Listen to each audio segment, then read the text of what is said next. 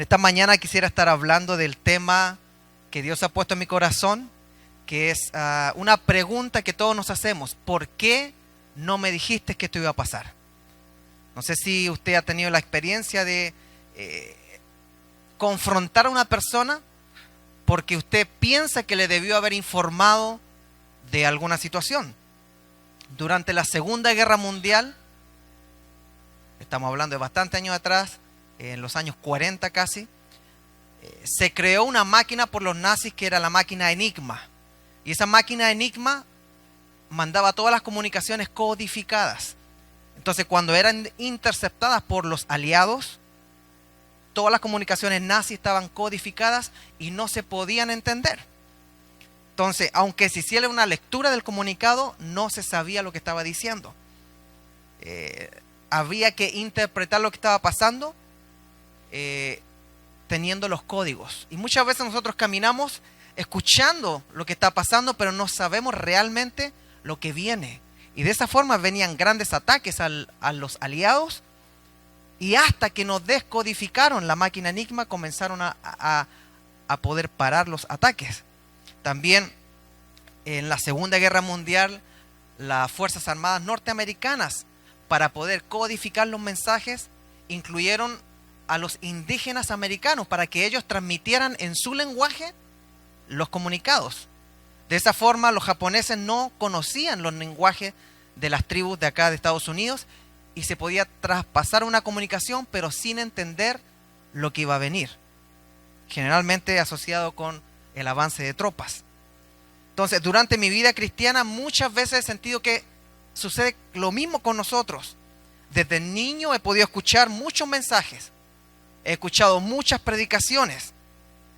No sé si a usted le pasó que quizás no nació en una cuna cristiana, pero ha pasado años y años escuchando mensajes. Y al igual que los japoneses y al igual que los aliados, esos mensajes no siempre eran decodificados y tenían sentido con lo que yo estaba viviendo. Al igual que las fuerzas aliadas pudieron interceptar muchos mensajes, pero realmente no sabíamos, no teníamos la codificación. O sea, ¿cómo eso lo hago a mi favor para saber qué es lo que va a venir? Esto me lleva a pensar muchas veces de que Dios, aunque predique a través de sus siervos, aunque ministre a través de los pastores, pareciera que yo voy a la iglesia, pero durante la semana Dios está ajeno a lo que me está pasando. No vemos una conexión entre la prédica y lo que está pasando en nuestras vidas, lo que está pasando en nuestras familias. Y sentirse así es algo fatal, es algo que se siente bien mal, porque pensamos que estamos con Dios, estamos yendo a la iglesia, pero hay una desconexión del mensaje que en realidad no lo estamos viendo en nuestras vidas. Y nos acostumbramos a escuchar mensajes que pareciera que no son decodificados en nuestra vida, y nuestra vida está sufriendo y está pasando por situaciones que nosotros no logramos entender, y seguimos yendo a la iglesia y no vemos realmente esa conexión necesaria. Es terrible sentir que Dios está desconectado de nuestro sufrimiento. Es terrible sentir que Dios está desconectado de nuestros problemas. Es terrible sentir que Dios está desconectado de nuestras necesidades. Es terrible sentir de que Dios está desconectado de nuestro clamor.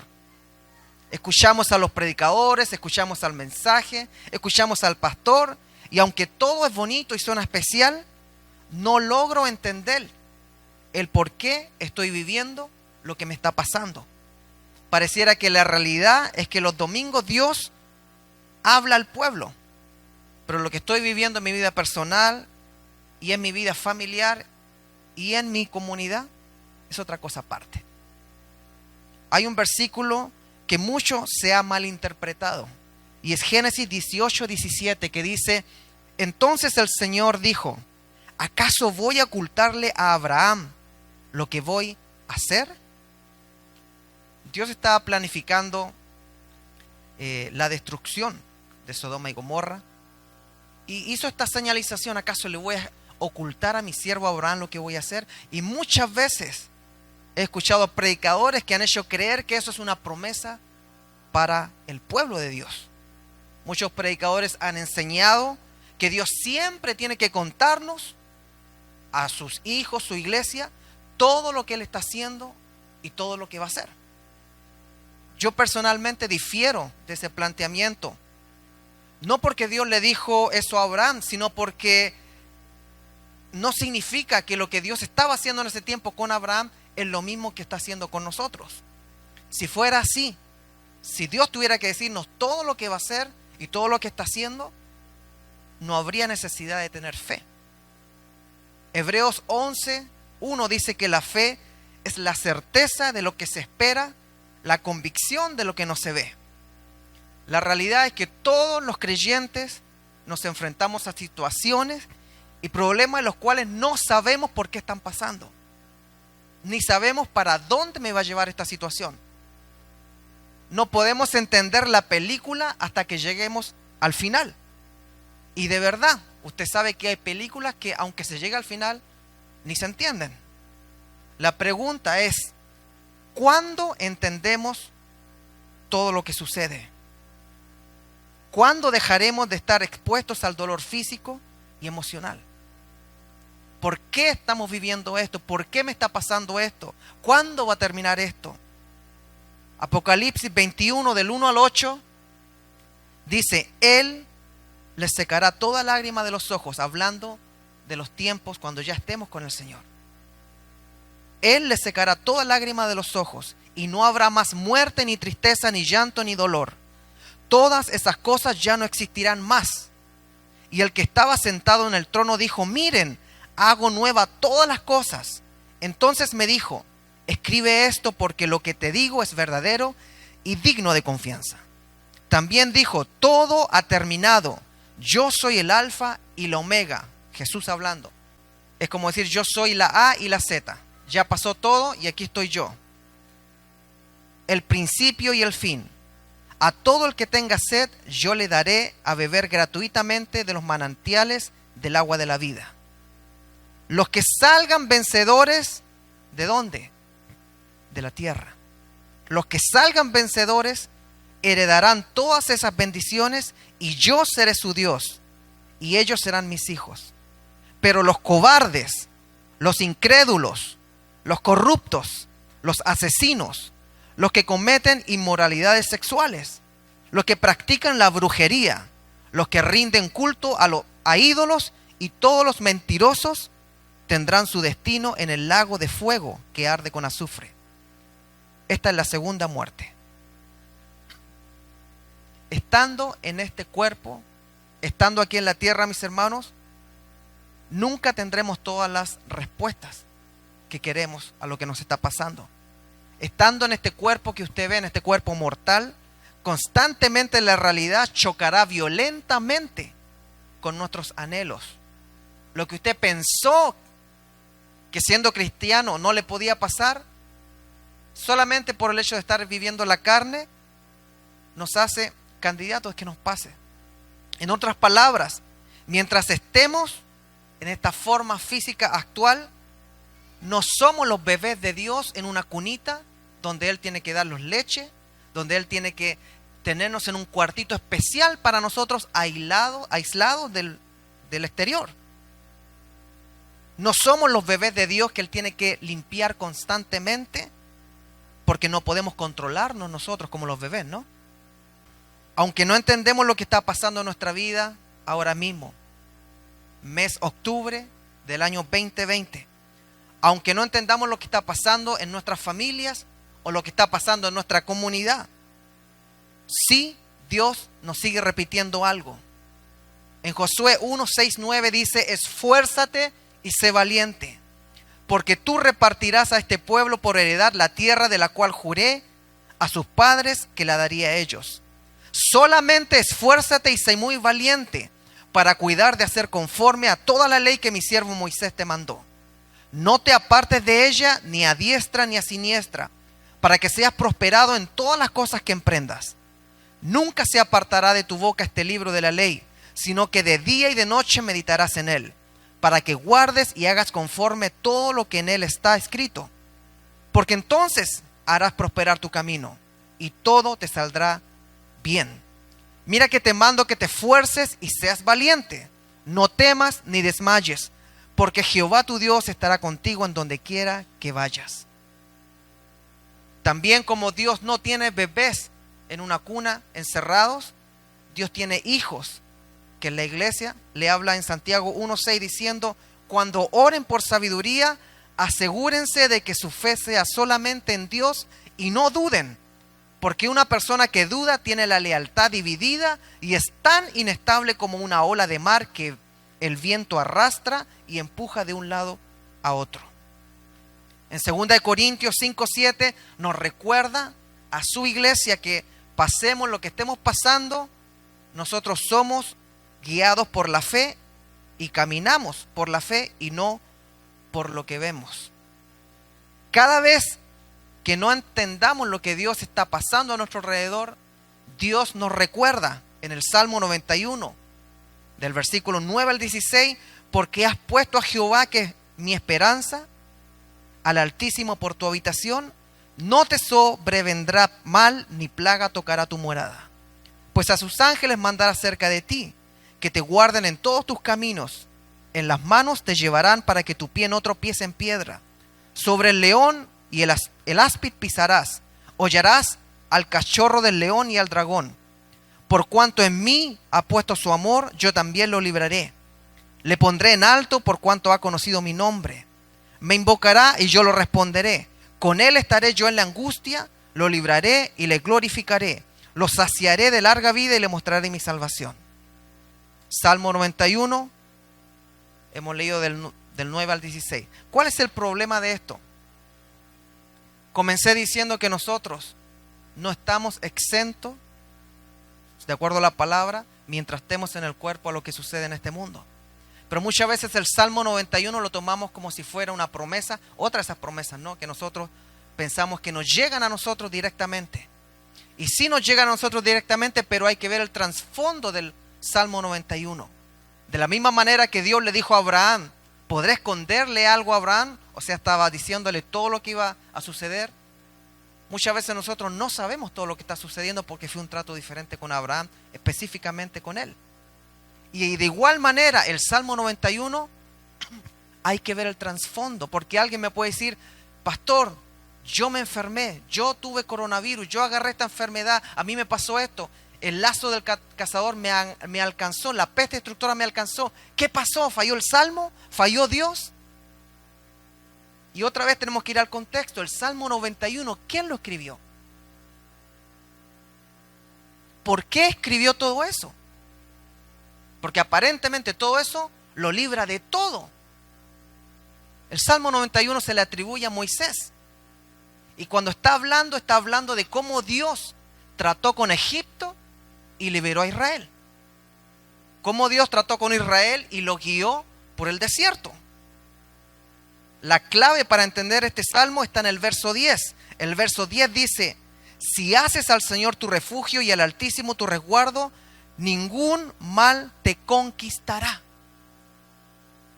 Ninguna plaga se acercará a tu hogar. En ese sentido, el Salmo habla de la liberación específica que tenía el pueblo de Israel de Egipto. Y no estoy diciendo que Dios no nos puede liberar. A pesar de que Dios es creador de todo el universo, la Biblia no presenta a Dios haciéndose cargo de cada desgracia que pasa en la tierra. El Salmo 91 era un trato especial en el cual las 10 plagas que fueron a Egipto fueron específicas, pero no todas las plagas que suceden en todos los tiempos son enviadas por Dios. Dios envió 10 plagas con el propósito de sacar al pueblo de Israel de Egipto. ¿Y qué pasa con todas las otras plagas que han habido durante los últimos 5,000 años? Debemos entender el contexto de la palabra. Pastor, usted me tiene confundido. Fíjese que los elementos son tan importantes que nosotros podemos confundirnos y pensar que Dios nos ha fallado. A Abraham le dijo que le iba a decir todo. A nosotros muchas veces no nos dice todo, sino que nos pide tener fe. Al pueblo de Israel le prometió que el látigo del cazador. ¿Qué es lo que era el látigo del cazador? era el látigo del Egipto que venía detrás de ellos. Iban corriendo, saliendo y venían atrás los egipcios con el látigo, con los carros, y en ese contexto Dios los liberó. Pero era una acción específica de lo que estaba sucediendo ahí. ¿Qué significan las plagas? ¿Significa que Dios tiene que liberar a todos los cristianos de todas las plagas? No, significa que Dios liberó al pueblo de Israel en el propósito de las 10 plagas de sacarlo de Egipto. Hubieron veces que el pueblo de Israel en el Antiguo Testamento sufrió con plagas, pero esas no las mandaba Dios necesariamente por castigo o por tratar de hacer un plan. Bueno, ¿qué significa la peste destructora? Porque el Salmo 91 me promete que la peste destructora no va a llegar. Está hablando de las pestes que se enviaron a Egipto también, está hablando de lo que le pasó en el desierto, está hablando de cómo Dios los guiaba a ellos. ¿Qué está hablando sobre vencer, sobre leones y dragones? ¿Es algo textual? No, está hablando sobre el contexto en el cual Dios estaba liberando a ellos del imperio de Egipto y de los pueblos que estaban en el desierto. Los dragones no existen. Ah, pastor. Dice, Él promete estar en la angustia. O sea, está diciendo que va a haber angustia. Y nosotros pensamos que el Salmo 91 libra de todo. El Salmo 91 es un reflejo de lo que Dios hizo con Egipto. O sea, en Egipto para sacar al pueblo de Israel. Pero Dios también permite que nosotros vivamos situaciones que no podemos entender, y se lo voy a comprobar con la Biblia. Involucra ángeles protegiendo el Salmo 91. Pues claro, Moisés conocía de que fueron ángeles los que visitaron a Abraham para avisarle de lo que iba a hacer. Moisés se enteró de que Dios envió al ángel de la muerte para matar al primogénito de cada familia. Entonces sí habían ángeles involucrados. Por eso aparecen ángeles que van a cuidar nuestra casa. Bueno, ¿qué está tratando de decir, pastor? Yo siempre cuando tenía problemas o cuando pensaba que me podía pasar algo, abría el Salmo 91 como un amuleto. Le estoy diciendo yo, es que no piense que nada nos puede tocar a nosotros. No piense que usted no puede pasar dolor. No piense que el cristiano, porque se aferra a una promesa que en un tiempo fue de algo específico, no va a sufrir en este mundo, porque no es bíblico. Estoy diciendo que hay que aprender a diferenciar entre el castigo divino o un plan divino de sacar al pueblo de Israel de Egipto con eventos globales. La tierra va a seguir teniendo sus expresiones por el hecho de ser tierra, el concepto de la tierra. Hay una teoría que dice que Dios creó la tierra y la deja andando en ruedas. Y esa rueda no se detiene. Lo que le pasa a la tierra tiene que pasarle, porque pasará el cielo y la tierra. Y por el aceleramiento de lo que el hombre va haciendo. Otra posición dice que Dios está en control absolutamente de todo. Pero esa posición le daría la autoría a Dios de todas las cosas malas que pasan. Y no es así. Estoy diciendo que después de que se escribió el Salmo 91, muchos siervos de Dios les tocó sufrir igual. Estoy diciendo que muchos siervos de Dios no fueron librados de la muerte, al igual que el pueblo de Israel. Estoy diciendo que en esta tierra nunca entenderemos a cabalidad todo lo que pasa. ¿Por qué? Porque entonces la fe y el hágase tu voluntad que dijo Jesucristo en el Getsemaní no serían necesarios. Le voy a repetir eso. ¿Por qué nosotros no entendemos todas las cosas que pasan? Y Dios no nos tiene que decir todo lo que está sucediendo ni lo que viene, porque entonces no se requeriría fe, ni nos serviría el ejemplo de Jesús cuando viene algo difícil de decir, hágase tu voluntad. Si colocamos en el contexto a Jesús y José, fíjese que hay dos presentaciones, una con un final feliz, aunque pasó por dolor, y otra con un final muy, muy, muy triste. Los hermanos de José, en el Antiguo Testamento, José era el hijo menor de los hijos de Jacob. Y los hermanos mayores lo vendieron como esclavo a los egipcios por envidia. Le hicieron creer al papá que una bestia lo había matado. Como esclavo en Egipto, lo acusaron de algo que él no hizo y lo metieron a la cárcel injustamente.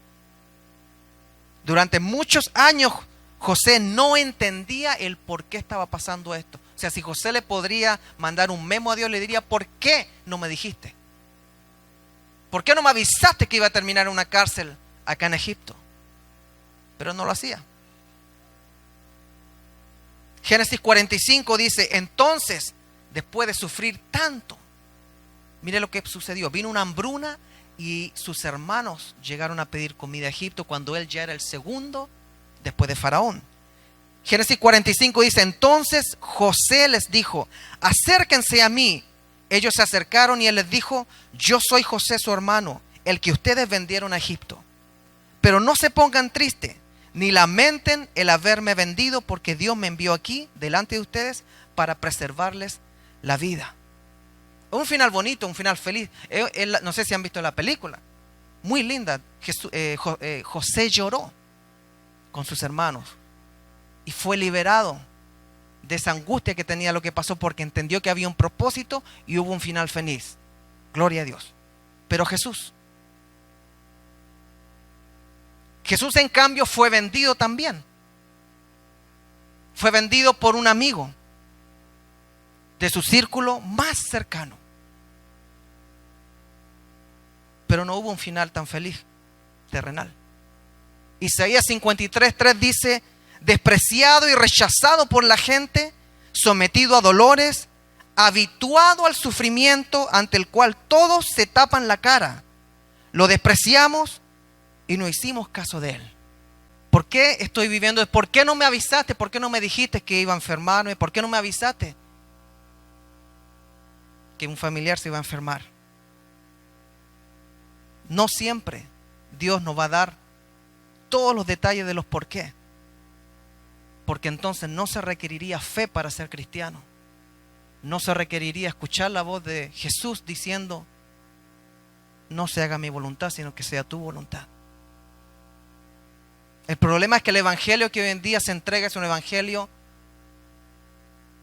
de caja. Prosperidad para todos, cuando Jesucristo mismo nos probó de que Él, si Él sufrió, si a Él no le iban a creer, si a Él lo iban a maltratar, nosotros también corremos ese riesgo. Y muchos han corrido un riesgo. Otro ejemplo, Daniel y los primeros cristianos. El libro de Daniel, en el capítulo 6, nos cuenta de un Daniel que estaba cautivo en Babilonia. Pero un Daniel que fue acusado por orar 3 veces al día, y eso no estaba permitido, y lo arrojaron a los leones, al foso con leones hambrientos. Y el rey, que le estimaba mucho, no quería hacerlo, pero le tocó por eso. Y en el foso de los leones, Daniel podría haber dicho: ¿por qué no me dijiste que iba a pasar esto, Señor? No hubiera orado 3 veces. O durante el edicto que prohibía orar, hubiera parado. Pero ¿por qué no me dijiste que me iban a echar a los leones? Daniel 6, del 20 al 22 dice: y acercándose al foso llamó a voces a Daniel con voz triste, el rey, al día siguiente, cuando se pensaba que iba a estar totalmente destrozado. Y le dijo: Daniel, siervo del Dios viviente, el Dios tuyo a quien tú continuamente sirves, ¿te ha podido librar de los leones? Entonces Daniel respondió al rey: oh rey, vive para siempre. Mi Dios envió su ángel, el cual cerró la boca de los leones para que no me hiciesen daño, porque ante él fui hallado inocente.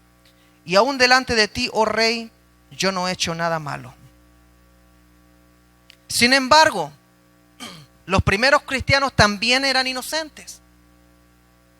Los primeros cristianos luchaban por mantener la unidad de la iglesia, que estaba recién formada después de la ascensión de Jesucristo. Y le hicieron lo mismo, pero con un final diferente. La buena noticia es que nosotros no nos van a comer leones. La mala noticia es que la iglesia que formó Jesucristo nos dejó un estándar de fe tan alto que a veces me cuestiono qué tipo de cristianos somos. Estamos asustados por lo que nos puede pasar aquí en Estados Unidos, cuando en el Medio Oriente hay hermanos que están siendo asesinados por ser cristianos, decapitados por ser cristianos, quemados vivos por ser cristianos, pero como nosotros no lo vemos, tenemos una idea de cuántos pastores e iglesias están sufriendo en Venezuela. Ay, pero Señor, ¿por qué no me dijiste lo que iba a pasar? Señor, ¿por qué me está pasando esto? ¿Por qué me bajó el sueldo? Señor, tú me vas a liberar igual que liberaste a Daniel, igual me vas a tener que mandar un ángel que le tape la boca a los leones. ¿Y qué pasa si no? ¿No nos hemos dado cuenta lo bendecidos que estamos? ¿Qué tipo de fe tenemos nosotros, mis hermanos? ¿Puede prender la luz, por favor? Solamente acá al frente. Juan 15:20 dice: ¿recuerdan lo que les dije? El esclavo no es superior a su amo. Ya me persiguieron a mí, también a ustedes los perseguirán. Y si me hubieran escuchado a mí, también los escucharían a ustedes. ¿Por qué pensamos que nosotros vamos a hacer una monedita de oro ahora, cuando Jesús no lo fue siendo el Hijo de Dios? Y Él tenía las palabras de vida en su boca. Pedro le decía: ¿a dónde vamos a ir si solo tú tienes palabras de vida? Pero nosotros queremos ser una iglesia que le cae bien a todos, una iglesia que es políticamente correcta, una iglesia que jamás se atrevería a llegar a la arena del circo romano manteniendo su compromiso de decir de que Jesús es su Señor y no César es su Señor. La buena noticia es que no nos van a agarrar los leones como ellos. La mala noticia es que nos han dejado un ejemplo que nos avergüenza muchas veces. Nuestros hermanos ya están con el Señor.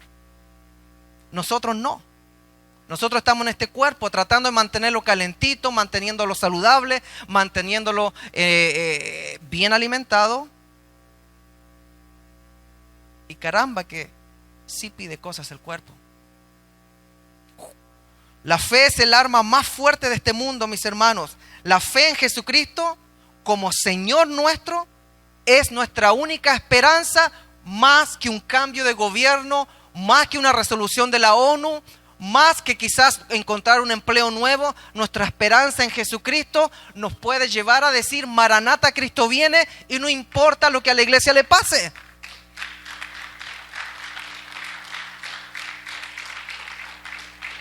Si llegáramos a entender lo que la Biblia nos enseña de que nuestro cuerpo es provisional, no le daríamos el primer lugar a nuestro cuerpo. Todo lo que tenemos es por gracia y por misericordia. No podemos vivir esperando saberlo todo y tener todas las respuestas al sufrimiento de hoy, porque históricamente la iglesia, desde que se formó, no ha tenido las respuestas. Ha tenido solamente la orden de ir hacia adelante y hacer discípulos, de seguir bautizando en el nombre del Padre, el Hijo y el Espíritu Santo, y enseñándoles que guarden todas las cosas. Y en el camino van quedando muchos hermanos y hermanas. Debemos poner atención a lo que Dios nos enseña sobre el sufrimiento. En 2 Corintios 5 dice: pues sabemos que cuando se desarme esta carpa terrenal en la cual vivimos, es decir, cuando muramos y dejemos este cuerpo terrenal, tendremos una casa en el cielo, un cuerpo eterno hecho para nosotros por Dios mismo y no por manos humanas. Nos fatigamos en nuestro cuerpo actual y anhelamos ponernos nuestro cuerpo celestial como si fuera ropa nueva. Pues nos vestiremos con un cuerpo celestial, no seremos espíritus sin cuerpo. Mientras vivimos en este cuerpo terrenal, gemimos y suspiramos, pero no es que queramos morir y deshacernos de este cuerpo que nos visite. Más bien queremos ponernos nuestro cuerpo nuevo, para que este cuerpo que muere sea consumido por la vida. Dios mismo nos ha preparado para esto. y como garantía nos ha dado el Espíritu Santo. Verso 6. Así que siempre vivimos en plena confianza, aunque sabemos que mientras vivamos en este cuerpo, no estamos en el hogar celestial con el Señor. Pues vivimos por lo que creemos y no por lo que vemos. Sí, estamos plenamente confiados y preferiríamos estar fuera de este cuerpo terrenal, porque entonces estaríamos en el hogar celestial con el Señor. Así que ya sea que estemos aquí en el cuerpo o ausentes de este cuerpo, nuestro objetivo es agradarlo a Él. Pues todos tendremos que estar delante de Cristo para ser juzgados. Cada uno de nosotros recibirá lo que merezca por lo bueno o lo malo que ha hecho mientras estaba en este cuerpo terrenal. ¿Por qué no me avisaste que me iba a pasar esto? Oh, todo lo que le pasa a tu cuerpo, todo lo que siente tu cuerpo, Dios te lo tenía que avisar. Dios te tiene que librar de todas las cosas también, porque tú vas a agarrar un versículo fuera de contexto y si no te libra de todas las cosas, ya te falló a ti. Entonces los pastores de los países que sufren deberían dejar las iglesias. Los hermanos que están bajo persecución en otros lugares deberían renunciar a la fe. Pero el mismo Jesús nos dijo de que en este mundo tendremos aflicción. Y a pesar de todo eso y a pesar de Él haber dado una enseñanza de sufrimiento, porque Jesús nunca le dijo, ¿por qué no me avisaste, Padre? Él calculaba lo que le iba a pasar. Por eso en Getsemaní, si fuera posible no pasar por esto, pero hágase tu voluntad. ¿Cómo se le explica a una familia que tiene que ver a su hijo morir de cáncer? A su hija. ¿Cómo se le explica a una familia que tiene que enfrentarse a la noticia de un accidente de un familiar que partió sin aviso? ¿Cómo se le explica a una familia cristiana que de repente se despidió de su familiar cercano y lo metieron en un hospital y nunca más lo vio porque no se lo permitieron?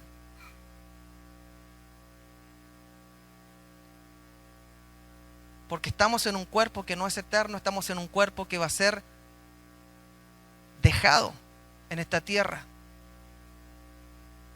El cuerpo tiene que volver al polvo de la tierra donde salió. Y Dios no nos ha fallado, mi hermano. Dios ha sido fiel. Y si usted está sentado aquí es porque la misericordia de Dios se ha extendido cada mañana, que usted ha llegado a buscar algo y probablemente hay alguien que está diciendo, yo venía para que me animaran. Los hermanos que estaban en la arena del circo romano no necesitaban ser animados. Ellos necesitaban sentir al Señor en su corazón. Los mártires de la iglesia cristiana no necesitaron ser animados por ningún pastor. Ellos sabían en lo que creían y sabían lo que tenían que hacer y nunca negar su fe. Sabían de que su cuerpo era un caparazón. ¿Y nosotros sabemos eso? ¿Está la iglesia del Señor dispuesta a pasar sufrimiento? ¿O pensamos que Dios nos tiene que dar un free pass, un pase libre para el sufrimiento de todos los demás? ¿Estamos dispuestos a no entender lo que está pasando y dejar de pensar de que Dios tiene la obligación de decirnos? Porque José no sabía lo que estaba pasando cuando estaba en la cárcel. Daniel no sabía lo que estaba pasando cuando estaba con los leones. La iglesia primitiva no sabía por qué llegaban a la arena del circo romano y tener que morir de esa forma. Los apóstoles, ninguno llegó, bueno, solamente Juan se dice que murió de viejo. Todos los demás fueron sacrificados. Pastor, ¿qué está tratando de decir hoy día? Me confundió. Yo le estoy tratando de decir lo que comencé la semana pasada. Somos espíritu. Nuestra vida espiritual vale más que nuestra vida corporal. Tarde o temprano, su cuerpo se va a enfermar. Pero lo que nos debe preocupar más es que nuestro espíritu se enferme y que no tengamos el valor, la fe, para llegar firmes hasta el final y terminar la carrera que el Señor nos ha llamado a correr. Dios quiere que nosotros seamos quizás el último remanente, pero una iglesia que sepa a lo que entró. Somos soldados que entraron al ejército de Dios para proclamar las buenas de su rey. Somos embajadores que llevamos el mensaje de Cristo a quien no tiene a Cristo en su corazón y probablemente nos van a rechazar. Está bien. Jesús nos dice que si a Él no lo recibieron, ¿por qué pensamos que nosotros somos mejor que Él? Pero hay una ordenanza que hay que cumplir. La iglesia va a seguir caminando, va a seguir actuando conforme a lo que Cristo le ordenó en Mateo 28, 19, que es: por tanto, vayan y hagan discípulos en todas las naciones y bautícenlos en el nombre del Padre y del Hijo y del Espíritu Santo. Enséñenles a cumplir todas las cosas que les he mandado, y yo estaré con ustedes todos los días hasta el fin del mundo. Amén. Y termina diciendo esto en Juan 16, 33. Estas cosas les he hablado para que en mí tengan paz.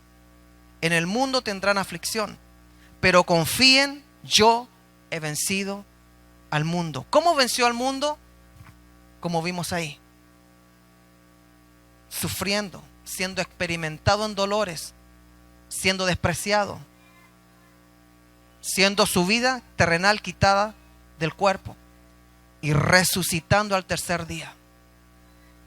Llegará el día en que la iglesia se sentará a juzgar a los que no creyeron al Señor junto con Él. Llegará el día en que la iglesia se va a colocar en un lugar de privilegio por haber mantenido su fe firme hasta el final. Llegará el día en que nuestra fe, vamos a decir, valió mucho más que la pena. No hay palabra humana para decir cuánto valió haberse mantenido firme hasta el fin, sabiendo de que nuestra vida espiritual es mucho más importante que nuestra vida material, sabiendo que mantener nuestra fe, aunque no entendamos lo que está pasando, aunque no entendamos lo que está sucediendo en mi familia, y aunque no entendamos lo que está pasando en el mundo, va a llegar el momento en que el Señor, por nuestra fe, nos va a decir: entra al gozo de tu Señor. El justo, por la fe de lo que no se ve y de la convicción que todavía no ve, pero la tiene muy profundo, aunque le pase a sufrir, va a estar con el Señor y va a vencer. Pongámonos de pie, por favor.